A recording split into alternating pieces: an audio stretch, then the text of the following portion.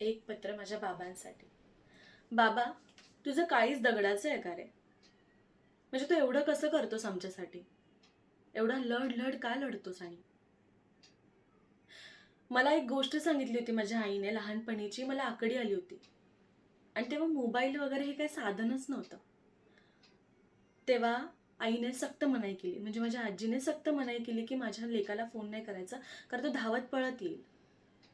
आणि जसं तुला कळलं तसं तू पळत आलास आणि आम्हाला मुंबईला घेऊन गेलास कायमचा, आणि इथेच स्थायिक झालास. 8वीत होते मी तेव्हा वयात आले. डोक्यावर हात ठेवला आणि तुझ्या डोळ्यात पाणी आलं. पाणी का आलं? आता माझी मुलगी वयात आली आणि कधी ना कधी ती नवऱ्या घरी भूरकन उडून जाणार यासाठी. 10वी झाली तेव्हा एका काकाने तुला विचारलं की मागणं आले चांगलं, लग्न करतोस का लेकीचं? 16वा वरीस होतं माझं तेव्हा. तू रागवलास, तावाने उठलास, म्हटलं माझी मुलगी अंड्यात आहे अजून, काय तिच्या लग्नाच्या मागे लागताय? त्यावर काका रागवला आणि म्हणला तुझ्या लेकीला काय बॅलिस्ट्रीन बनवणारच? तर त्यावर तू काय म्हणाला माहितीये? तिला बॅलिस्ट्रीन बनवेन, तिला डॉक्टर बनवेन किंवा वकील बनवेन, तिला हवं ते बनवेन, पण माझ्या मुलीचं लग्न वयात आल्यावरच करेन. ते शब्द अजूनही माझ्या कानात आहेत आणि मला अजूनही आठवतं. त्यावेळेस मी निळ्या कलरचा ड्रेस घातलेला, व्हाईट कलरची लेगिन्स घातली होती. ते शब्द अजून गुंजतात. तू एवढं झटलायस ना, प्रत्येक गोष्टीत झटलायस.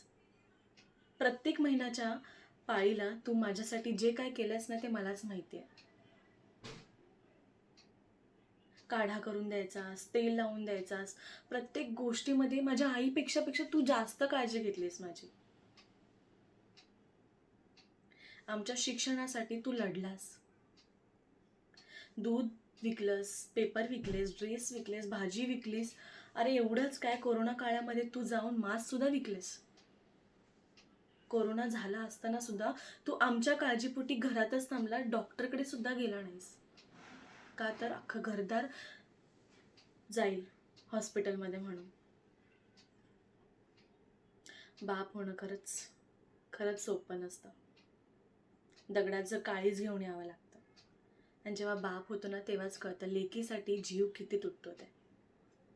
खरंच सर्व जे काही आजपर्यंत तू केलंस ना बाबा, त्यासाठी मनापासून धन्यवाद. मनापासून धन्यवाद.